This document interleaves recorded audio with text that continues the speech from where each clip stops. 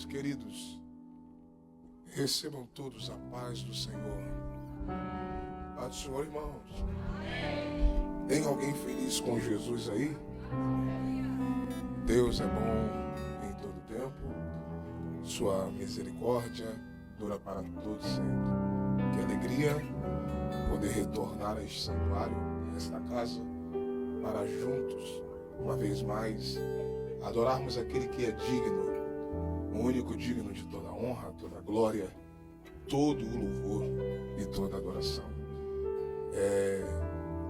Quero estender os meus agradecimentos à liderança espiritual desta casa, ao muito digno e nobre amigo pastor Alexandre Bernardino,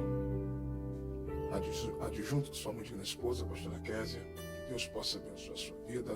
Kelmer, essa família sacerdotal, pessoas que nós aprendemos a amar e poder servi-los, servir essa casa, para mim é uma honra, é uma alegria muito grande.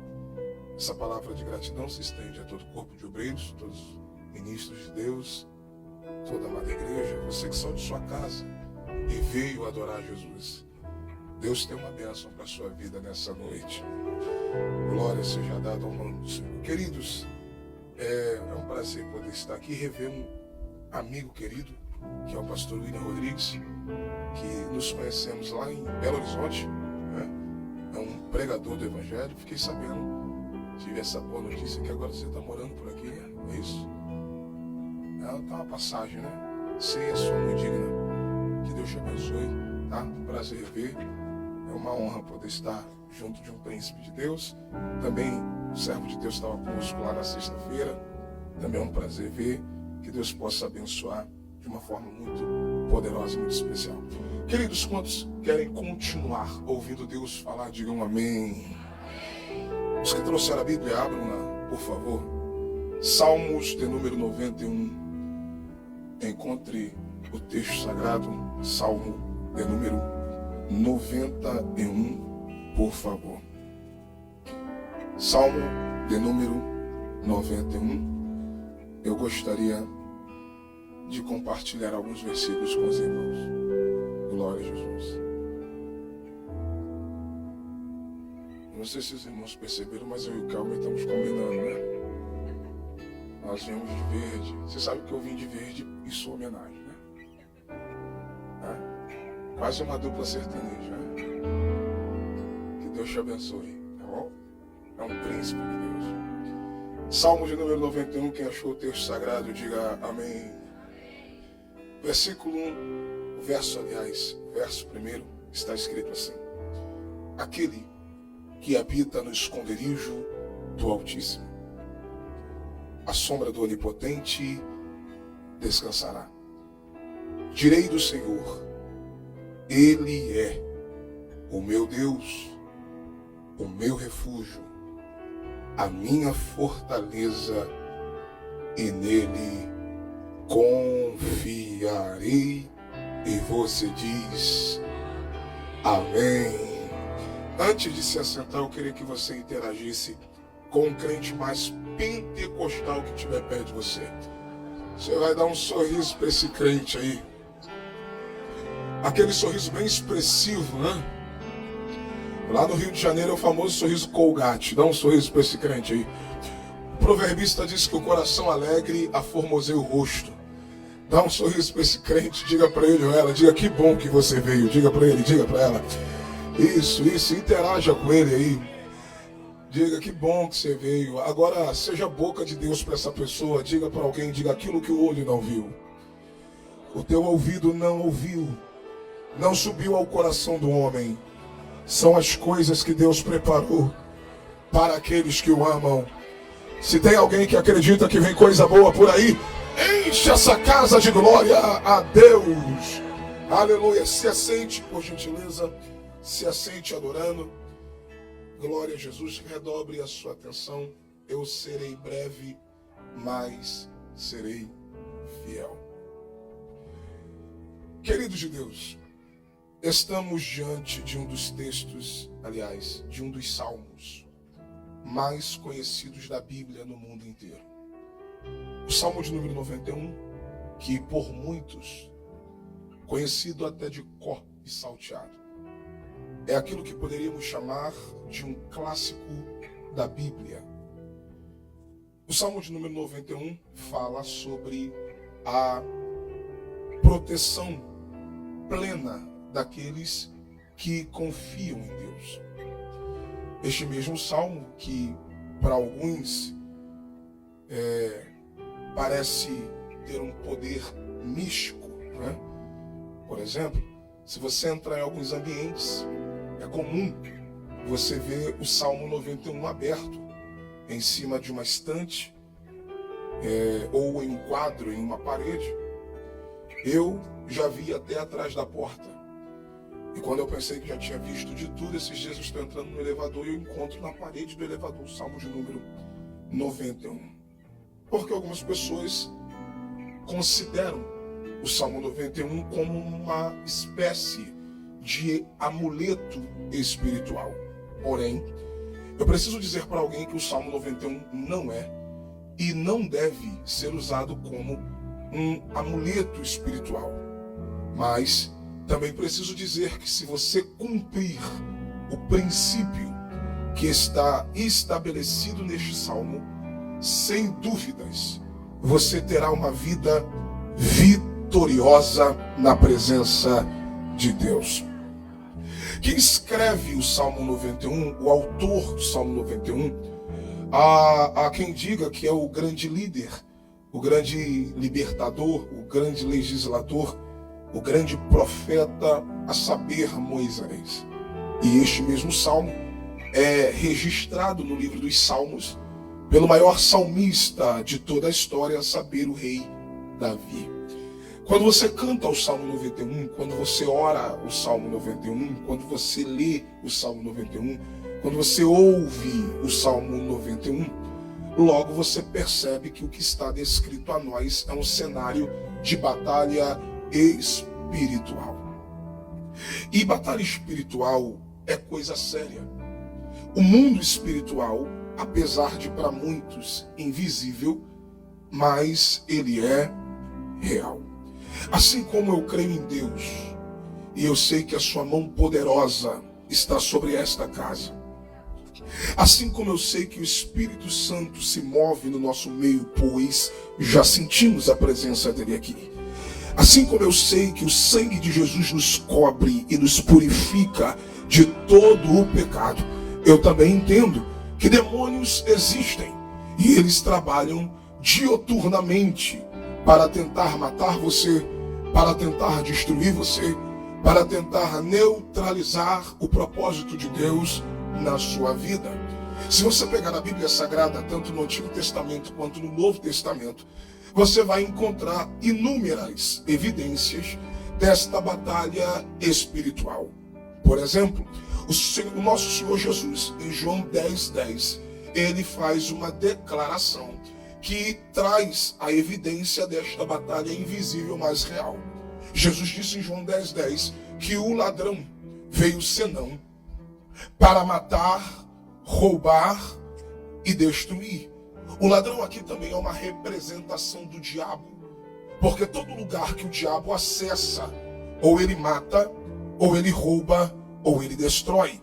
Todo ambiente que existem portas de legalidades abertas para Satanás e seus demônios, esses mesmos ambientes serão marcados por mortes, destruições e perdas. Só que Jesus disse, ele veio para matar, roubar e destruir, mas eu vim para que tenha vida e tenha ela com abundância. Alguém lá em cima levantou a mão, eu vou liberar a palavra profética. Deus me trouxe nesta noite para dizer para alguém que os projetos do diabo contra a tua vida, contra a tua casa, contra a tua família, contra o teu ministério, está sendo cancelado aqui agora. Recebe uma palavra profética. Não haverá destruição, não haverá morte e não haverá perda. Deus está guardando a tua casa. Quem acredita nesta palavra, faz barulho que o diabo não gosta. O apóstolo Paulo, também falando sobre esta batalha espiritual, ele escreve aos Efésios, no capítulo 6, a partir do versículo 10, Paulo diz: no demais, irmãos, fortalecei-vos no Senhor e na força do seu poder. Revesti-vos de toda a armadura de Deus, para que possais resistir contra as astutas ciladas do diabo. Paulo vai advertir dizendo que a nossa luta não é contra a carne, e a nossa luta não é contra o sangue. Se a nossa luta não é contra a carne e nem contra o sangue, por que é que você está perdendo tempo com uma guerra que não é sua? Por que é que você está perdendo tempo com quem fala mal da sua vida, com quem não gosta de você, com quem passou no culto e não te deu a paz do Senhor, contra quem te ataca em redes sociais, principalmente nessa era digital, onde a internet está infestada de haters? A tua luta não é contra essa gente, a tua luta é contra quem usa essas pessoas. Paulo diz: a nossa luta é contra principados, contra potestades, contra os príncipes das trevas deste século, contra hostes espirituais da maldade nas regiões celestiais. É por isso que o apóstolo Tiago, no capítulo de número 4 da sua epístola, versículo 7, ele diz: sujeitai-vos, pois, a Deus, resisti ao diabo e ele fugirá de vós. Aleluia!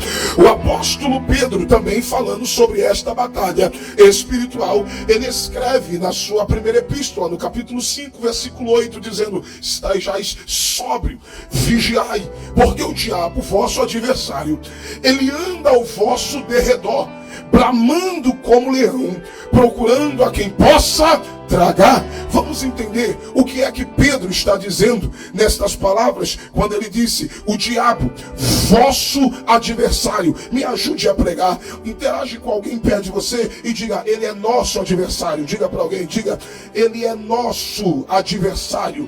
Agora pega a palavra: ele é nosso adversário, mas ele não é adversário de Deus. Eu vou repetir: ele é nosso adversário. Esse lugar vai tremer.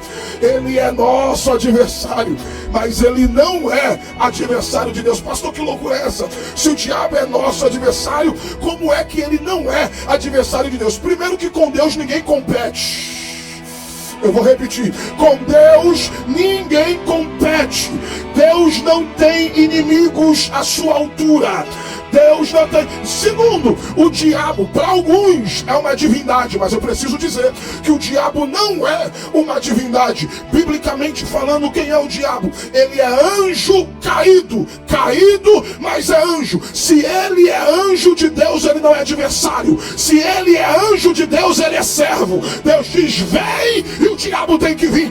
Deus diz: vai, e ele tem que... Eu vou para a Bíblia, eu vou provar para você que o diabo não é adversário de Deus. Jó, capítulo 1, versículo 6, o texto diz: e vieram os filhos de Deus ter com ele, pastor William, e veio também Satanás. Peraí, por que Satanás veio também se a reunião é dos filhos de Deus? Primeiro que no Antigo Testamento, principalmente, todas as vezes que você vê a expressão bíblica filhos de Deus, o texto está se referindo a anjos, o texto está se referindo a seres angelicais. Quando a Bíblia quer falar de homem, ela diz filhos do homem, mas quando está falando de algo sobrenatural, quando está falando de um ser angelical, ele diz filhos de Deus. Então esta reunião de Jó, capítulo 1, versículo 6, é uma reunião de anjos. Por isso que o texto diz: e veio também Satanás. Então, se o diabo, ele é anjo caído, mas é anjo de Deus, ele não é inimigo de Deus, ele é servo, ele é nosso adversário. Entendeu aí? Por que Jesus disse: eu vos dou poder e autoridade? Jesus não perde tempo com demônio sujo, com demônio de esquina. Não, até porque o destino de Satanás e os seus demônios já está traçado. Deus te deu poder, Deus te deu autoridade para vencer, aleluia, batalhas espirituais. Então a primeira coisa que Pedro diz, ele é nosso adversário. Olhe para esse vaso que está perto de você e diga: nosso adversário. Agora pega a palavra, ele diz: o diabo, nosso adversário, anda ao vosso derredor. Me ajude a pregar. Ele anda ao nosso derredor. Redobre a sua atenção. Existe uma diferença entre derredor e ao redor. Não confunda, porque uma coisa não tem nada a ver com a outra. Uma coisa é alguém estar ao seu redor, outra coisa é alguém estar ao seu derredor. E eu vou provar. Só está ao meu redor quem tem acesso a mim.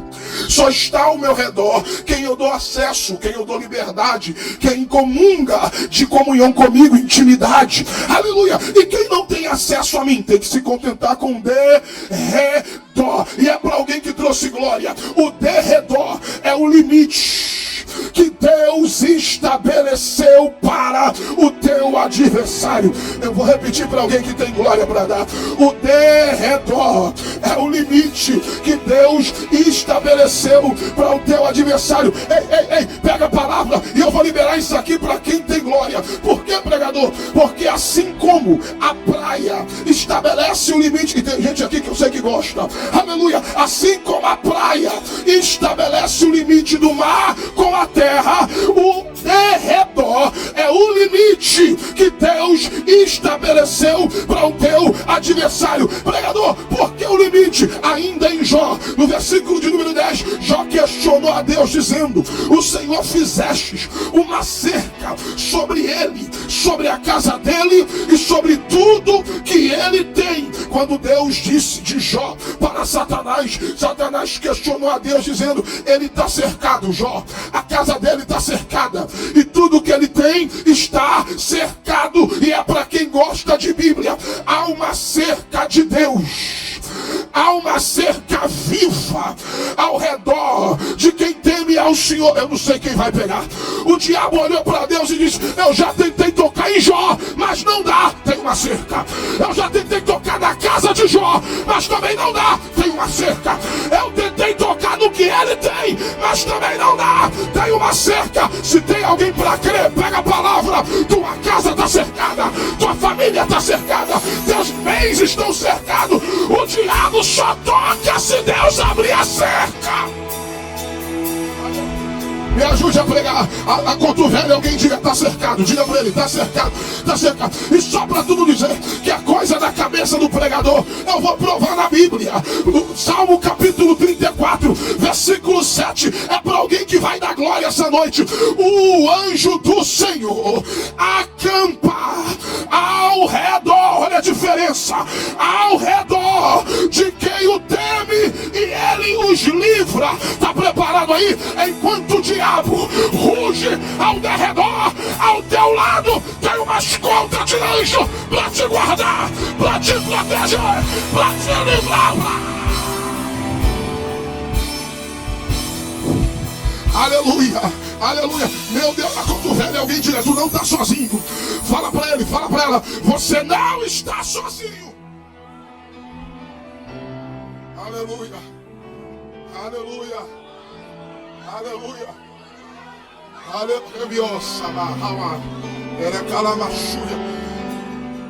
Agora você entende o porquê que o salmista canta o Salmo 91? E o que é que o salmista canta? Aquele que habita no esconderijo do Altíssimo, debaixo da sombra do Onipotente, descansará.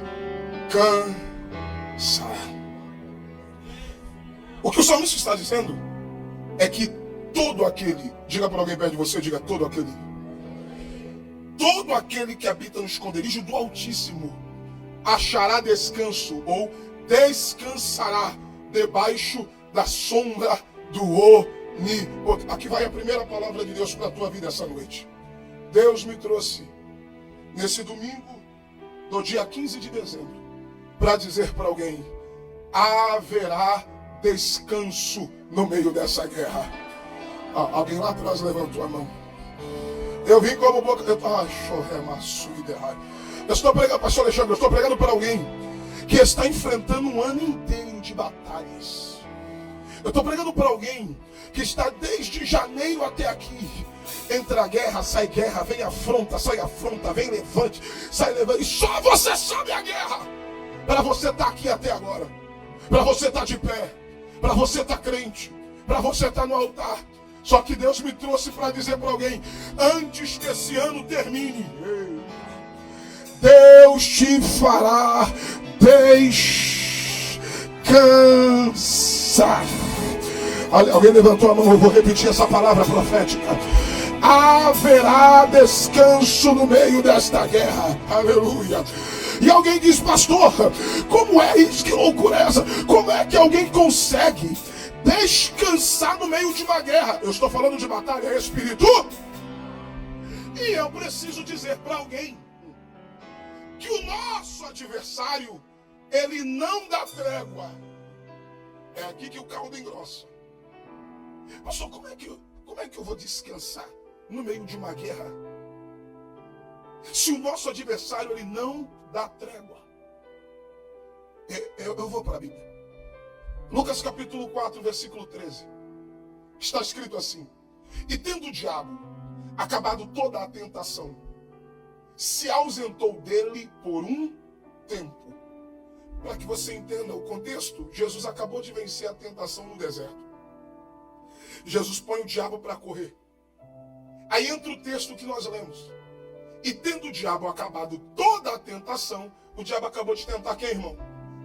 Ele acabou de tentar quem? Jesus. Agora o que o texto diz? Se ausentou dele por um tempo. Irmão, se de Jesus o diabo se ausentou um tempo, eu vou repetir. Se de Jesus o diabo se ausentou por um tempo, tu acha que ele vai dar trégua para você? Se de Jesus, que é Jesus, ele se ausentou só um tempo, você acha que o diabo vai dar trégua para mim? Eu vou provar. Pastor, o diabo se ausentou de Jesus por um tempo? Sim. Porque quando o diabo percebeu, lá vai. Quando o diabo percebeu que com Jesus ele não ia conseguir nada, ele vai tentar na vida de quem estava com Jesus. E aqui eu já abro um parêntese. Porque ele é assim: se ele não conseguir atingir você, ele vai tentar atingir quem está com você. É por isso que em quesito de batalha espiritual você não pode baixar a guarda nunca. Guerreia por você, guerreia pelo teu casamento, guerreia pelos teus filhos, guerreia pela tua família, guerreia até por quem está no Brasil, mas não para de guerrear. Por que, pregador? Porque se o diabo não tentar, se ele não conseguir atingir você, ele vai tentar tocar em alguém para desestabilizar você. Eu vou para a Bíblia. Quando o diabo percebeu, pastor Alexandre, pastor Casa, quando ele percebeu que com Jesus ele não ia conseguir nada, sabe em quem ele tentou cirandar? Em Pedro. Vamos para a Bíblia? Se você ler Mateus capítulo 16, se não me falha a memória, o versículo 27, Jesus acabou de falar da necessidade de voltar para Jerusalém, de ser entregue na mão das autoridades e padecer, morrer e ressuscitar por causa do propósito. O texto diz que Pedro olhou para Jesus e disse, não é Mateus 16, 27, não, eu vou olhar aqui agora, peraí, para não dar texto errado para vocês. Quando Jesus olhou para Pedro, pega a palavra, Jesus olhou para Pedro e disse, me convém padecer e sofrer, versículo de número 23, só pulei, 23. Jesus olhou para Pedro e disse, para os discípulos, e disse, é necessário padecer. Aí vem Pedro. Só que tem um detalhe aqui no texto que é para alguém que tem glória. Jesus acabou de elogiar Pedro. Porque antes, Jesus disse, quem dizem os homens serem quem eu sou? Aí um disse, eu ouvi dizer que tu és Elias. O outro disse, eu ouvi dizer que tu és Jeremias. O outro disse, eu ouvi dizer que tu és um dos profetas. Aí Jesus disse, e vocês o que dizem? Aí todo mundo se calou. Só que Pedro, ele era problemático. Pedro, ele tinha alguns problemas comportamentais, mas uma das coisas que Pedro era impulsivo. Pedro levantou a mão, pegou alguns crentes que eu conheço. Pedro levantou a mão e disse assim, eu sei quem tu és. Jesus então fala a Pedro. Pedro disse, tu és o Cristo, o Filho do Deus vivo. Aí Jesus olhou para Pedro e disse: dissestes bem, Pedro, filho de Jonas, porque não foi o sangue e nem a carne que te revelou, mas meu Pai que está nos céus. Por isso te digo, tu és Pedro. Pedro, do grego Petros. Petros, fragmento de pedra. Mas Jesus disse: sobre esta rocha edificarei a minha igreja, e as portas do inferno não prevalecerão contra ela. Prepara para receber.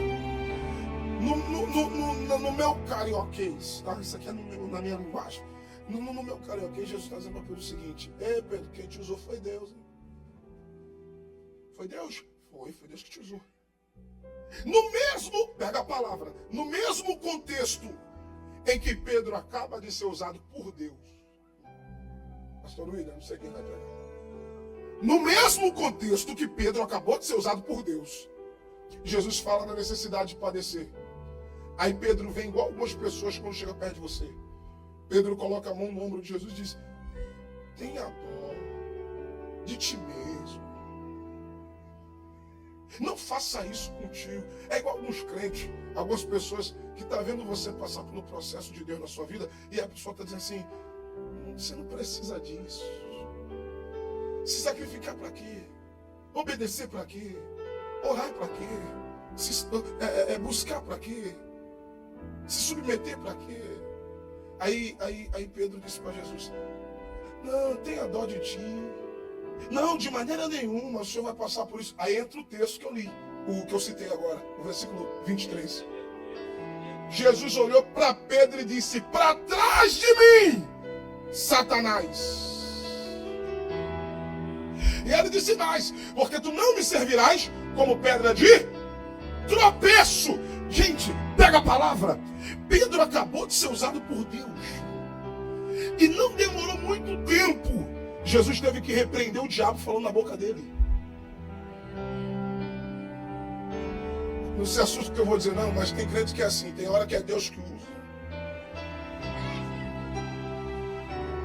Aí tem hora que presta a boca pro diabo. Aí Jesus, pega a palavra, aí Jesus repreendeu o diabo da vida de Pedro. Lembra do que eu disse? Que o diabo não dá trégua? Se ele não conseguir com você, ele vai tentar na vida de quem está com você. Aí ele não conseguiu com Jesus. Não conseguiu com Pedro, porque Jesus repreendeu. Aí ele entra, sabe em quem? Judas. João capítulo de número 13. Eu acho que agora é o versículo 27, se eu não me confundo. João 13. Olha o que o texto diz. Agora sim, versículo 27. João 13, 27. Olha o que o texto diz. Para você entender o texto, você tem que entender o contexto. Jesus está na última ceia. Jesus para e ele diz aos discípulos: não falo de todos vós, eu sei quem tenho escolhido, mas para que se cumpra as escrituras, um que come pão comigo na mesa levantou contra mim o seu calcanhar.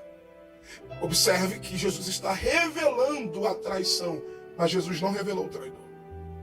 Os discípulos ficaram com aquela incógnita, eles ficaram encucados com aquilo que Jesus falou, e o texto diz que Jesus, ele sentiu o peso da traição e ele disse: em verdade vos digo que um entre vós é o traidor.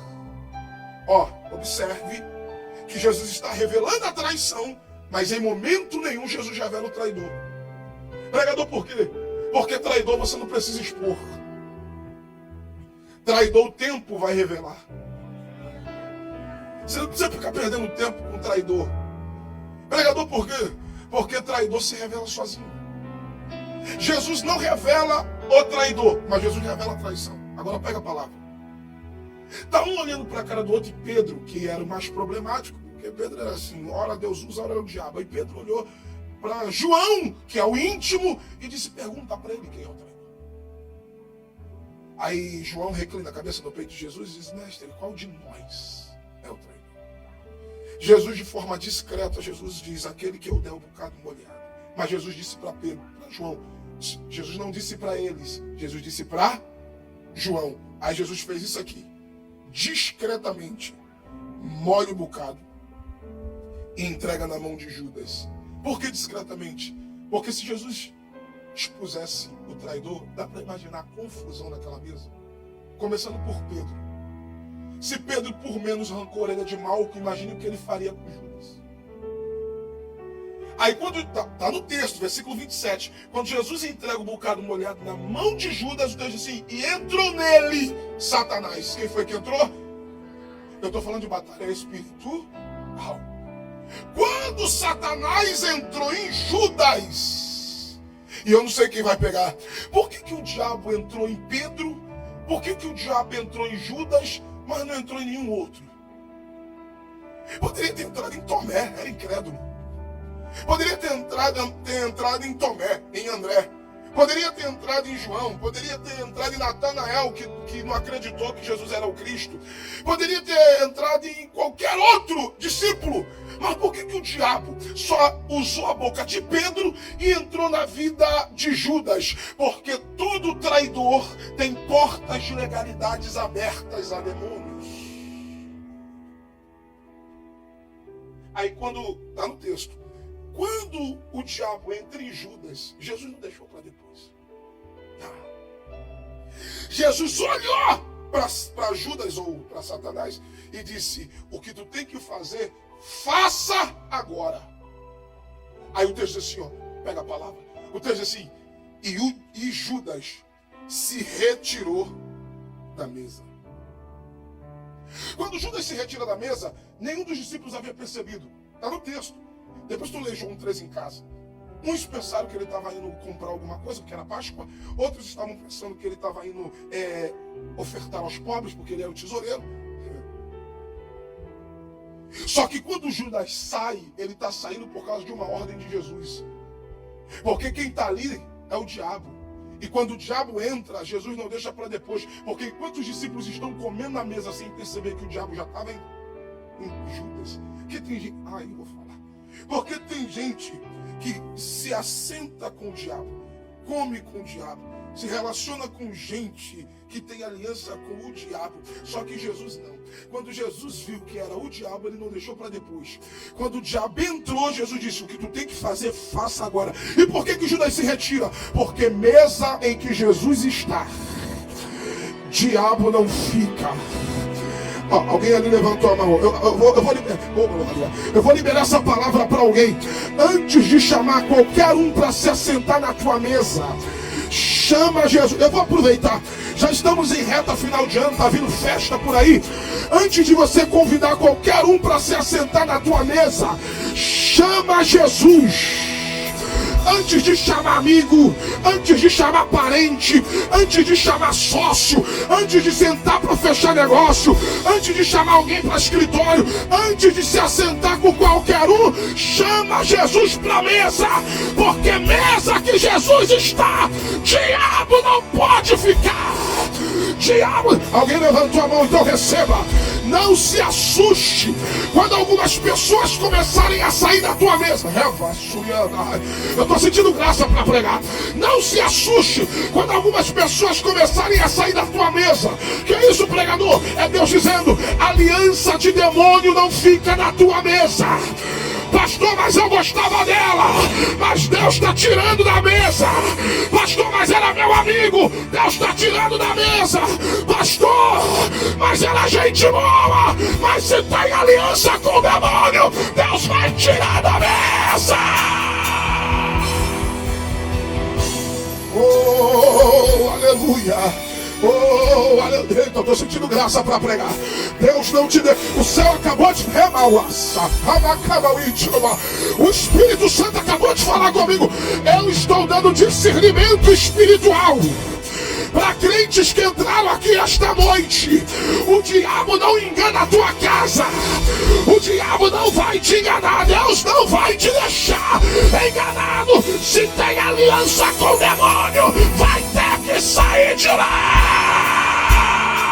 Quem pode abrir a boca para adorar? Como diz no Rio de Janeiro, cada glória que tu dá, um demônio que cai. Eu vim como boca de Deus para dizer para alguém, antes desse ano virar, Deus vai tirar gente da tua mesa.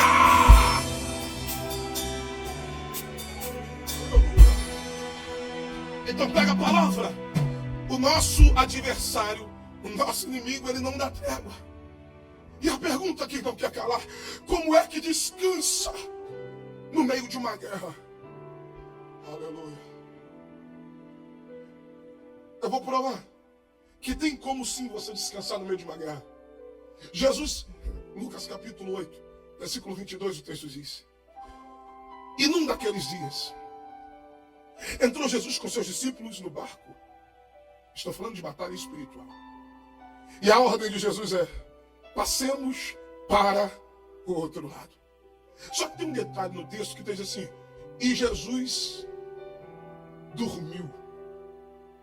E o sono era profundo. Pega a palavra. De repente, sobreveio uma tão grande tempestade. Eu preciso chamar a sua atenção, porque quando o texto diz uma tão grande tempestade, pastora Kézia, essa tão grande tempestade dá a conotação de que não é algo natural.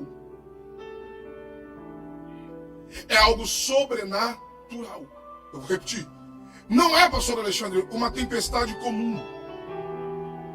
É uma tempestade sobrenatural. E você só vai entender o porquê da intensidade da tempestade quando você entende o destino. Qual é o destino? O destino é Gadara. O que é que tem lá? Um homem possesso de uma legião maligna. E como eu estou falando de batalha espiritual, para que você entenda um pouco mais sobre, o que é possessão e opressão? Possessão é o ataque maligno de dentro para fora. Opressão é o ataque maligno de fora para dentro. Aquele homem está possesso. E por que possesso? Porque demônios são espíritos. E para eles habitarem o mundo físico, eles precisam de um corpo ou de uma porta de legalidade.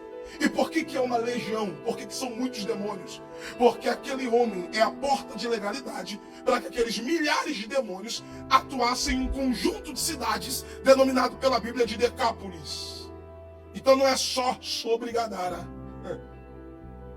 Outra coisa que você precisa entender a respeito do mundo espiritual é que o mundo espiritual ele se conecta. Se o mundo espiritual ele se conecta, logo você entende o porquê da tempestade. Porque quando os demônios entenderam que Jesus estava se aproximando,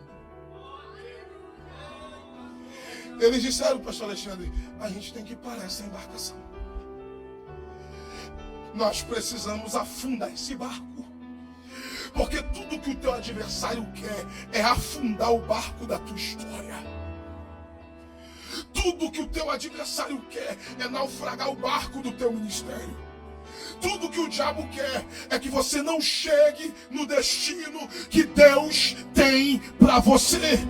Porque quem quer ver você afundado, quem quer ver você parado, quem quer ver você desistindo, quem quer ver você destruído, é o adversário da tua alma. Agora prepare para receber. Os demônios agitaram os ventos e os mares. É por isso que o texto diz: e veio uma tão grande tempestade, porque é sobrenatural. Agora isso aqui é para alguém que vai dar glória, é alguém que vai pegar lá em cima. Enquanto o vento está soprando, Jesus está dormindo.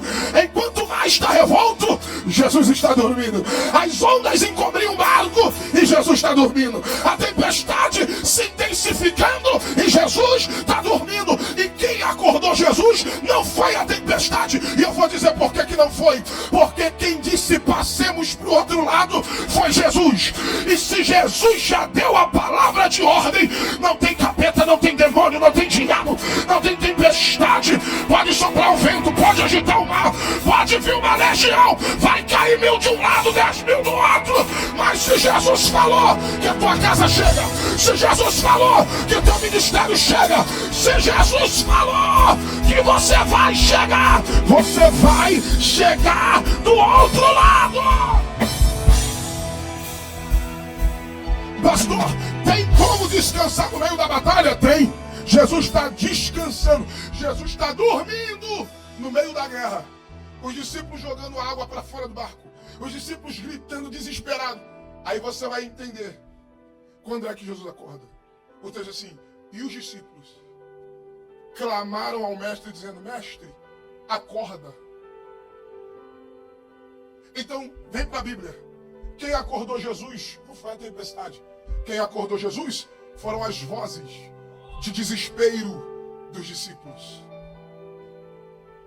Quando Mateus, também no capítulo 8, fala sobre essa tempestade, Mateus diz que a primeira palavra de Jesus não foi para o vento.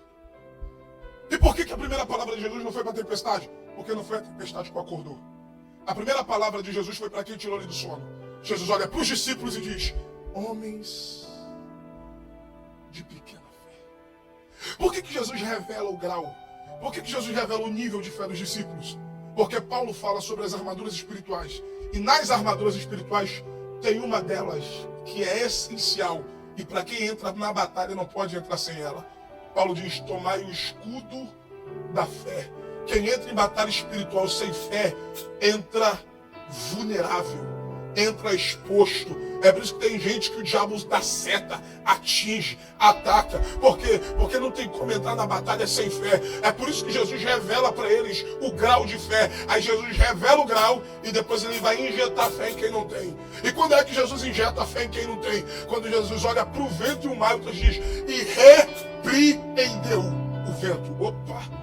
O que foi que Jesus fez? Repreendeu. Vamos lá? Jesus repreendeu. Agora vem para o texto. Repreender é linguagem, é linguagem de ordem espiritual. Eu vou repetir. Repreender é linguagem de ordem espiritual. Isso aqui prova que a tempestade não é natural. Isso aqui prova que a tempestade é sobrenatural. Pregador, por quê? Porque nessa tempestade Jesus repreende. Agora vamos para a segunda tempestade, Mateus 14. Qual a segunda tempestade? É aquela que Jesus vem andando por cima das águas. Você lembra? Na segunda tempestade, diferente da primeira, Jesus não libera ordem nenhuma. Na segunda tempestade, isso aqui é para quem gosta de Bíblia. Na segunda tempestade, quando Jesus veio andando e entrou no barco, o texto diz: e o vento cessou. Ele não precisou mandar, ele só entrou. Na primeira tempestade, que é a batalha espiritual, ele repreende, ou seja, linguagem de ordem espiritual. E só para ver quem está ligado nessa palavra, a prova que Jesus ordenou é quando ele chega do outro lado. Quando ele chega em Gadara, o texto está no texto, é a Bíblia. O endemoniado veio gritando: Jesus, Filho do Altíssimo, porque viestes aqui nos atormentar? Aí o versículo 29 diz assim: porque ele já havia ordenado. Alguém deu glória a Deus ali, eu vou repetir. Porque ele já havia. Isso aqui é para quem gosta de Bíblia. Se ele, como é que ele acabou de chegar e já havia ordenado? Ele não está ordenando, não é presente. Ele não vai ordenar, porque não é futuro. Ele já havia passado, ordenado. Se Jesus acabou de chegar, como é que ele já havia ordenado? É porque no barco ele repreendeu. É linguagem de ordem. É linguagem de ordem. Então antes de Jesus chegar, a ordem já foi dada. Antes de Jesus chegar, alguém pegou lá em cima. Então prepara para receber. Tu não vai nem precisar chegar em casa.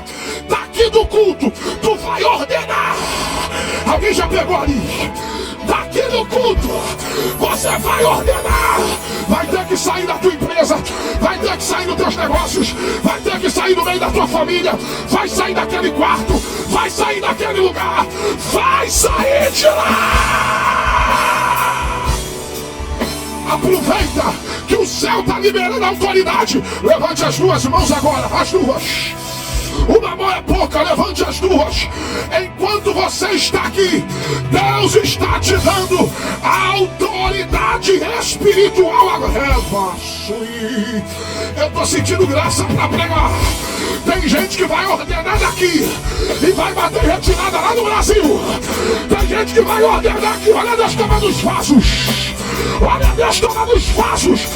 Enquanto você adora aqui, o céu está te revestindo de autoridade. Quem crê? Quem crê? Pega o que o céu está liberando aqui agora. Pega o que o céu está liberando. Quem tem glória, aumenta o volume. Quem é batizado com o Espírito Santo, abre a boca, ore em línguas agora. Ore em línguas. Línguas estranhas é uma comunicação que o diabo não entende. não entende, quem fala em mistério edifica-se. Abre a boca para receber.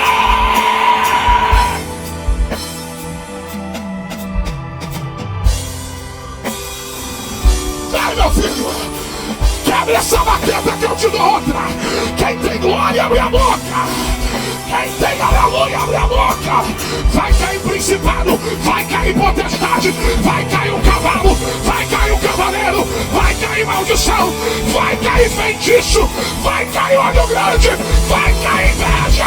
Os projetos do diabo acabou de cair por terra agora.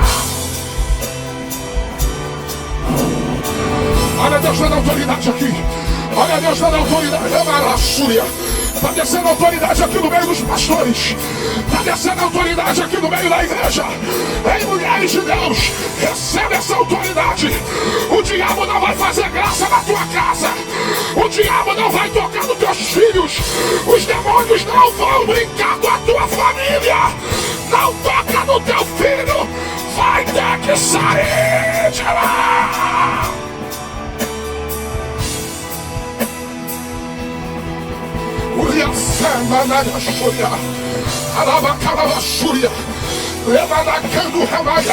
A igreja não foi levantada para brigar com o governo. A igreja não foi levantada, aleluia, para falar mal da vida de ar. A igreja não foi levantada para ficar guerreando entre placas de igreja. A igreja foi levantada para destronar o inferno, para repreender o demônio, para botar Satanás para correr.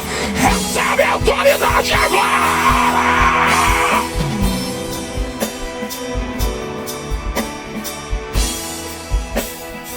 O Ramando Remama.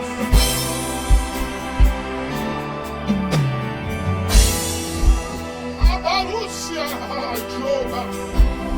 A Badácia. A Barúcia, Macra.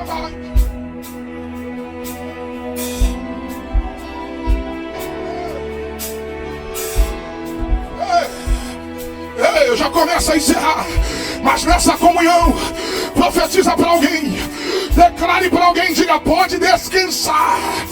Diga, seja a boca de Deus para alguém agora, fala para ele, olha, isso, fala isso aí, obreiro, diga, pode descansar. Eu sei que você guerreou até aqui, eu sei que a luta foi grande, o demônio tentou te envergonhar, o diabo tentou te destruir, ele tentou te parar, mas Deus te trouxe aqui para dizer, pode descansar. Nessa peleja, tu não terá que pelejar. O Senhor pelejará por vós. O Senhor, Jesus dos crentes, já tem anjo guerreando, já tem anjo pelejando. Quem é de mistério vem, quem é da marcha vem, quem é do manto vem, quem tem glória vem, quem crê nos mistérios vem. Eu tô com vontade de marchar, eu tô com vontade de rodar, eu tô com vontade de dar lugar. A glória de Deus está aqui. Prepara para levantar essa bandeira de vitória. Nessa bandeira tá a marca do sangue, nessa bandeira tá a marca dos... Eu cheguei aqui e alguém cantou: a poder, a poder, a poder, a poder do sangue.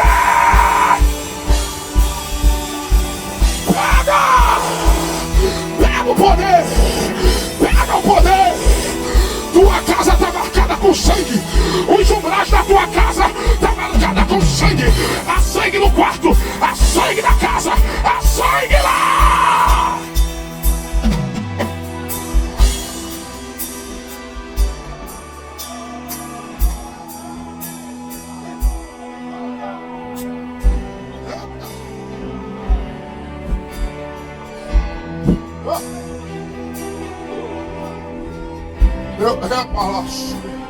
Deus está aqui, pastor William.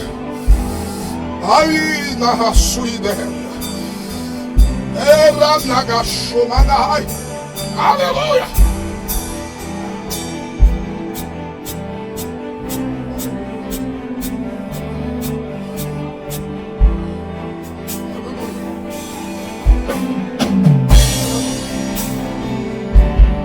Aleluia.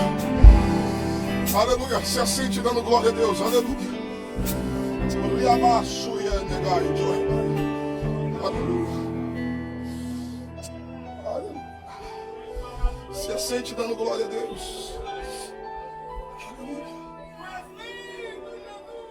Aleluia. Eu começo a encerrar aqui. Deus te dará descanso no meio dessa batalha. Deus vai renovar tuas forças. Você está proibido de parar, está proibido de desistir. Aquele que habita no esconderijo do Altíssimo descansará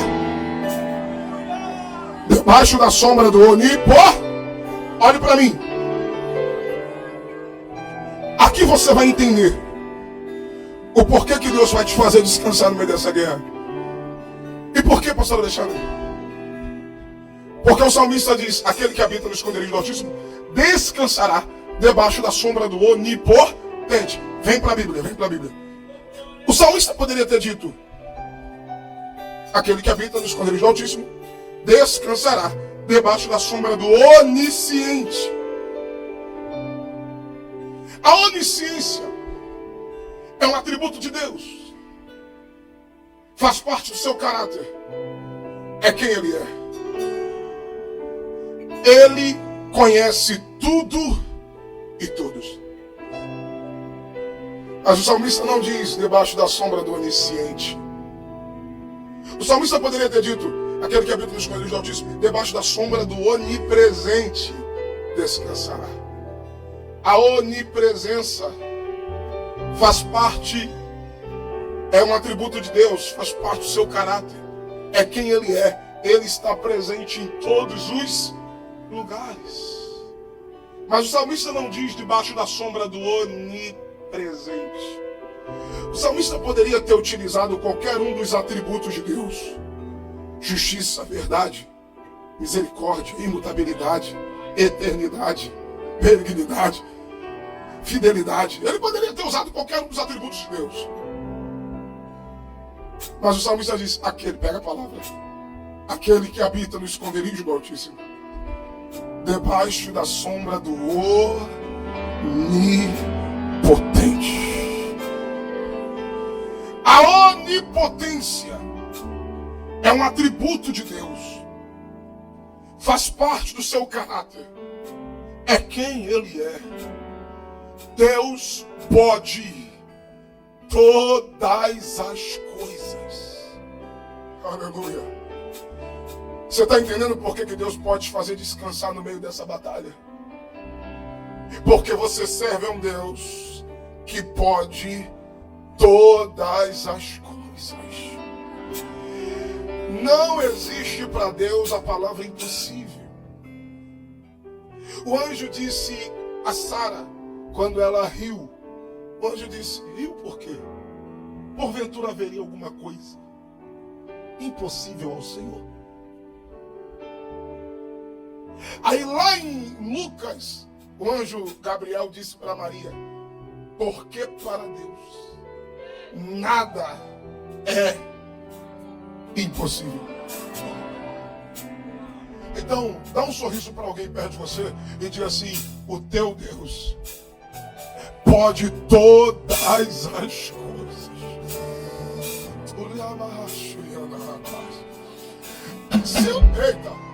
Eu vou profetizar. Se o teu Deus, Ele pode todas as coisas, olhe para esse vaso perto de você e diga assim: ó, o ano ainda não terminou. Fala para ele, fala.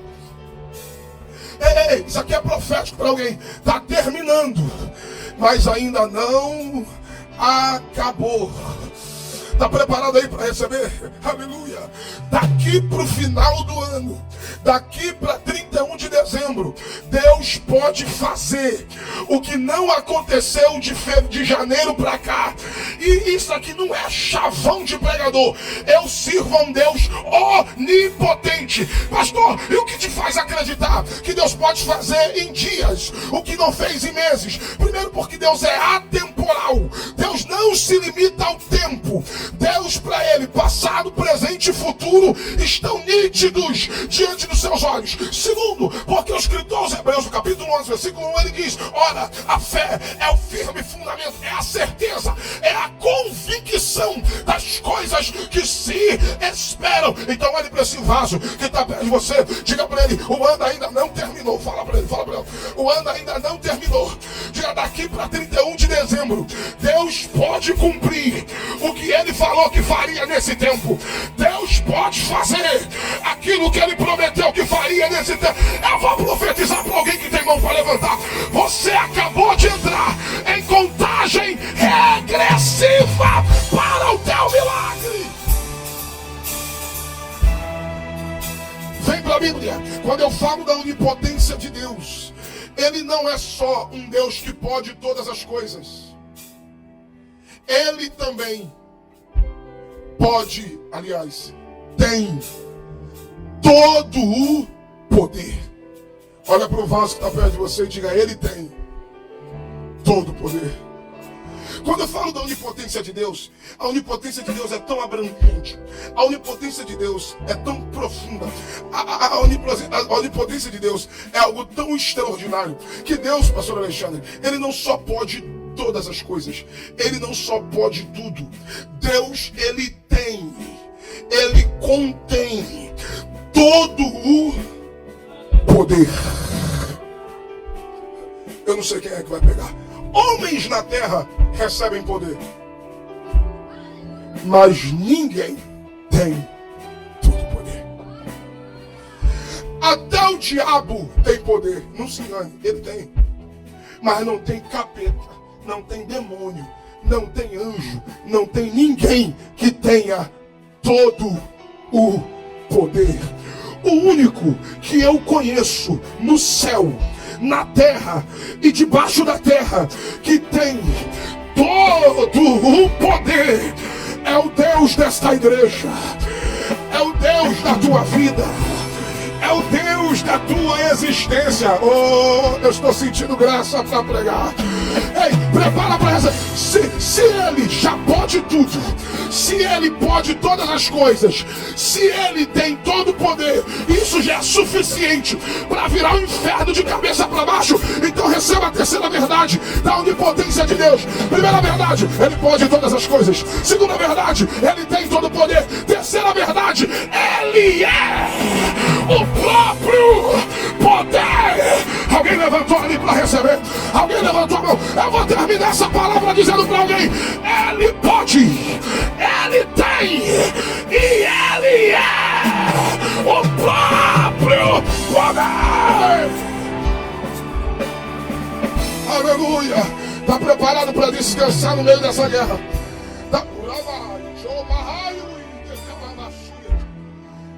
Olhe para mim, redobre a atenção.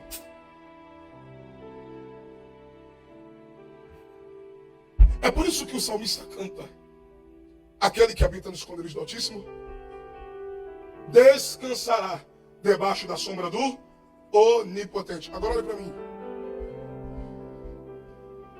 Existem pessoas que querem, pastor Alexandre, as bênçãos do Salmo 91. Até porque para algumas pessoas o Salmo 91 só serve do verso 2 ao 16. Porque tem gente que quer as bênçãos do Salmo. Ele te cobrirá, Ele te livrará. Mil cairão ao teu lado, nenhum mal te sucederá. Só que, lá vai, eu só estou autorizado a receber, pastor William, as bênçãos do Salmo 91, Kelmer, quando eu cumpro o princípio do mesmo. Não é para quem quer, é para quem cumpre. É para quem tem glória. E qual é o princípio? Versículo 1. Aquele ou todo aquele que habita no esconderijo, não é para quem visita, é para quem habita. Não é para quem é turista da fé, é para quem habita. Não é para quem vem de vez em quando, é para quem habita. Não é para quem frequenta. Frequentar, tu frequenta mal. Shopping. Frequentar, você frequenta praia. Frequentar, você frequenta restaurante. Não é para quem frequenta, é para quem habita. Habitar, pastor Alexandre, é fazer do esconderijo do Altíssimo a minha morada. E morada é lugar de relacionamento. Relacionamento estabelece prioridades. Então não é para quem quer, é para quem habita. Aí, como um pregador, não tem como. Eu tive que perguntar para o texto: e onde é o esconderijo do Altíssimo? Porque se as bênçãos do Salmo 91 é para quem habita, eu preciso saber onde é. Eu quero habitar lá. O Espírito Santo falou comigo: vai lá no Salmo 23 e eu vou te dizer onde é o esconderijo do Altíssimo. Aí eu fui lá, aí está escrito assim: aqui, o Senhor é o meu pastor, de nada eu tenho falta. Deitar-me faz em pastos verdejantes, guia-me mansamente às águas tranquilas, refrigera minha alma. Guia-me pela vereda da justiça, por amor ao seu nome. Ainda que eu andasse pelo vale da sombra da morte, não temeria mal algum, porque tu estás comigo. A tua vara e o teu cajado me consolam. Preparas uma mesa perante mim, na presença dos meus inimigos. Unges a minha cabeça com óleo, e o meu cálice transborda. Agora, pega a palavra. Verso 6. Eu vou te dizer onde é o esconderijo do Altíssimo. Certamente que a bondade e a misericórdia do Senhor me seguirão todos os dias da minha vida. E habitarei aonde? Na casa do Senhor por longos dias. Alguém levantou a mão, então lá vai. O esconderijo do Altíssimo é a casa de Deus. É por isso que o salmista disse: e habitarei aonde? Na casa. Na casa do Senhor. E eu vou provar que lá é o esconderijo do Altíssimo. Isaías capítulo 6. No andamor do rei Uzias eu vi o Senhor sentado em um alto sublime trono. Se o salmista diz que nós habitaremos no esconderijo do Altíssimo, aí tu entende o porquê que Isaías viu ele sentado em um alto e sublime trono. Aí tem um detalhe que isso aqui é para quem crê. Olha o que o texto diz: e a sua honra lá enchia o templo. Peraí. Quando Isaías viu Deus, ele não estava em casa. Quando Isaías viu Deus, ele não estava na rua. Quando Isaías viu Deus, ele não estava no trabalho. Quando Isaías viu Deus, ele não estava passeando. Quando ele viu Deus, ele estava dentro da igreja. Isaías estava dentro do templo. E se você ler, você vai ver várias evidências disso. A fumaça encheu o templo, que é a glória. Os umbrais da porta do templo tremeram. A orla enchia o templo. Por quê? Porque se você habita no esconderijo do Altíssimo. E só para encerrar o assunto, Salmo de número 27, versículo 4. Eu vou provar que a casa de Deus é o esconderijo do Altíssimo. Olha o que o salmista diz: uma coisa pedi ao Senhor, e a buscarei, que eu possa morar na casa do Senhor todos os dias. Levante a sua mão direita para o céu. Aleluia. A Bíblia diz que vale mais um dia em seus átrios do que 1000 em outros lugares. Eu só não fico na igreja todos os dias porque não posso. Se pudesse, se desse, pode chamar de fanático, de maluco. Só entende o que é a relevância disso aqui quem está comprometido com o reino de Deus e com a sua obra. Quem conhece e teme a sua palavra.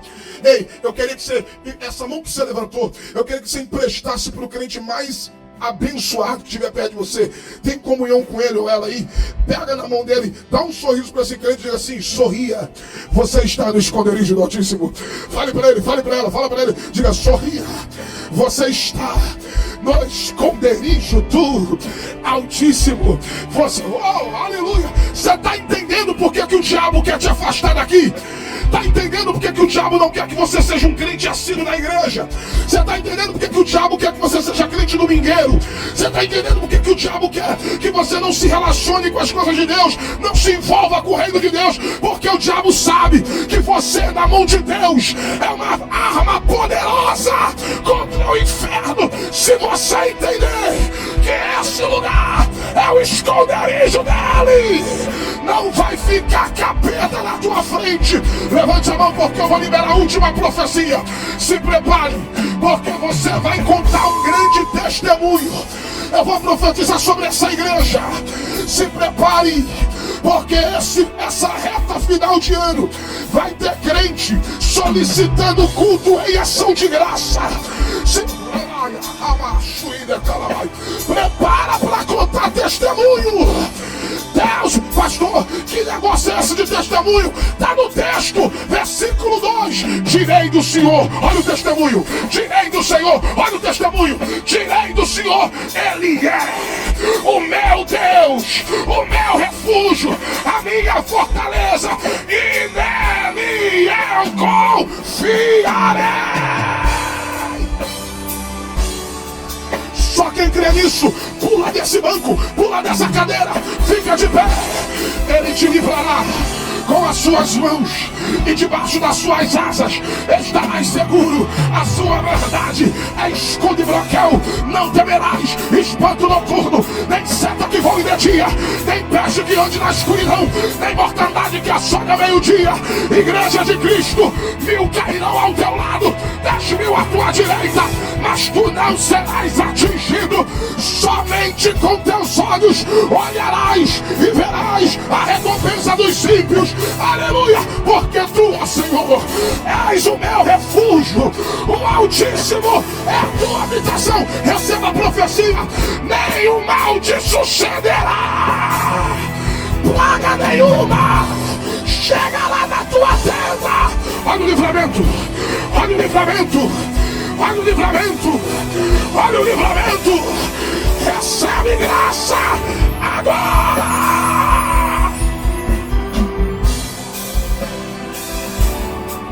Um minuto de glória, um minuto de glória, um minuto de glória, um minuto de glória, um minuto de glória, um minuto de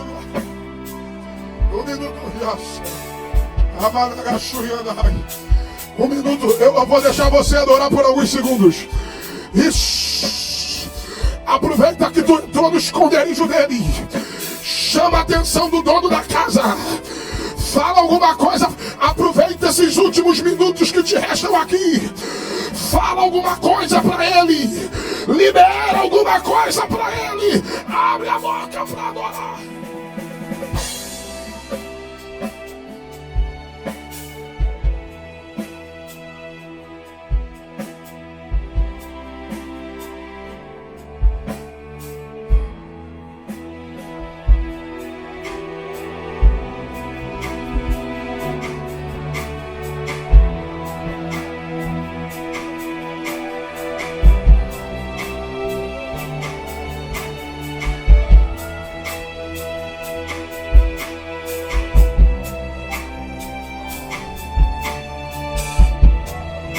Aleluia. Aleluia. Aleluia. Aleluia. Aleluia. Aleluia. Eu devolvo o microfone agora. Eu não posso terminar essa mensagem sem fazer o que o Espírito Santo está mandando eu fazer. Cadê você que entrou aqui hoje? Pastor, eu me afastei do esconderijo do Altíssimo. Pastor, eu me feri, eu me frustrei, eu me decepcionei. Aliás, eu não sei qual foi o motivo, razão, circunstância, não sei o que te levou, então isso também não importa. O que me interessa é que você não pode terminar mais um culto sem voltar para o lugar de onde você nunca deveria ter saído. O esconderijo do Altíssimo. Se você soubesse que o diabo só está esperando a primeira oportunidade para te destruir, para te consumir, para te matar, você não terminava mais um culto sem voltar para o esconderijo do Altíssimo. Já está vindo o primeiro.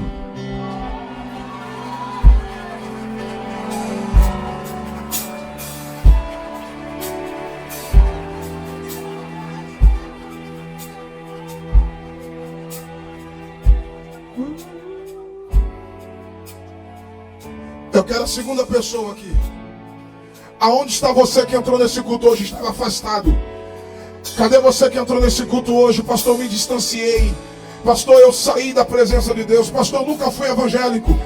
Eu quero nessa noite entregar a minha vida a Jesus. Aonde você estiver, pede licença no teu lugar. Faça igual esse moço aqui. Sai do teu lugar e vem, porque Jesus te trouxe nesse culto. Você não veio mais um culto, você veio no culto. Deus hoje vai arrancar teu nome do livro da morte e vai escrever o teu nome no livro da vida. Sai do teu lugar e vem no altar. Se estiver na galeria, se estiver aqui na nave da igreja, não importa onde você está, dê um passo para Cristo hoje. Sai do teu lugar e entrega a tua vida a Jesus, porque hoje Jesus começa uma nova história, um novo projeto. Está vindo alguém lá em cima. Sai do teu lugar, está vindo aqui, está vindo aqui.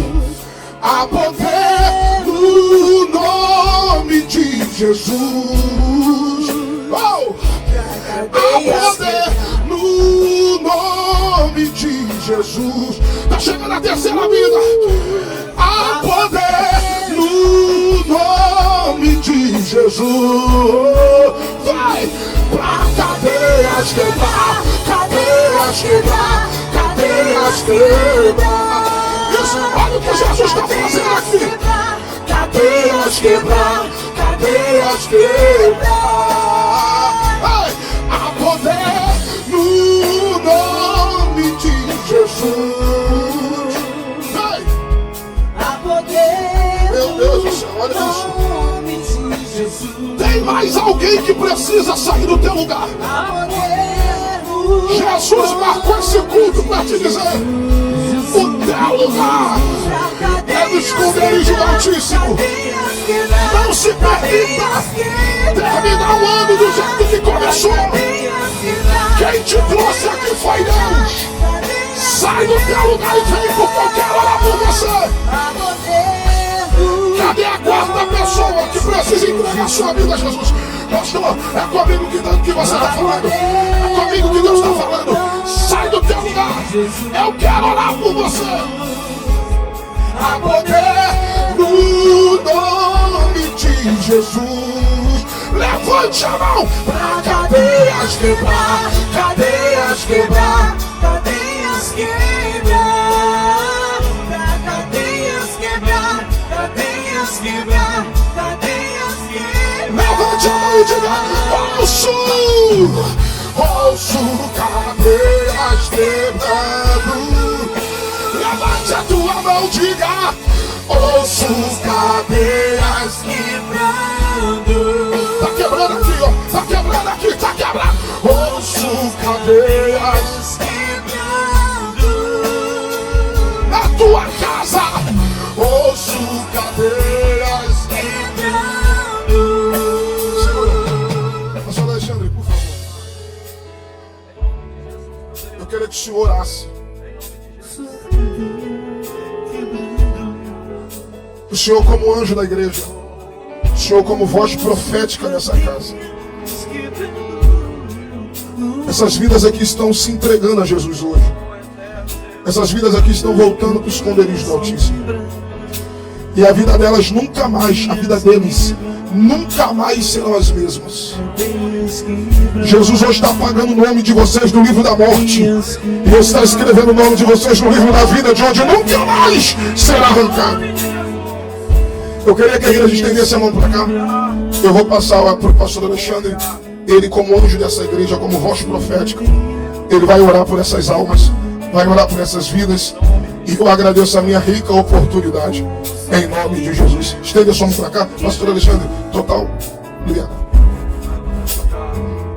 Glória a Deus. Você que está aqui com o joelho dobrado, olha aqui com o pastor.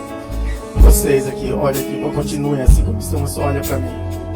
Repita essa frase comigo. Senhor Jesus, eu entrego a minha vida nas tuas mãos e te confesso como meu único e suficiente Salvador. Oramos por eles. Senhor Deus e Pai celestial, Deus, aqui está, Senhor, estas vidas que estão entregando as suas vidas para Ti, Papai. Deus, nós queremos Te pedir, ó Senhor Jesus, perdoa os seus pecados, lava-os no Teu sangue, purifica-os, escreve os seus nomes no livro da vida, ó Pai, e dê a eles forças espirituais a cada dia, para estarem caminhando na Tua presença. Papai querido, nós Te pedimos a Tua bênção sobre a vida deles. Vem de encontro às necessidades, vem de encontro àquilo que eles necessitam, Senhor, e que eles possam a cada dia experimentar essa delícia que é servir o Teu nome, essa delícia que é pertencer à Tua família. Ó Espírito Santo, faça morada dentro desses corações, fortaleça-os para a Tua glória e cumpra o Teu desígnio na vida dos Teus filhos. É a nossa oração em nome de Jesus. Amém e amém. Aplauda ao Senhor pela vida deles.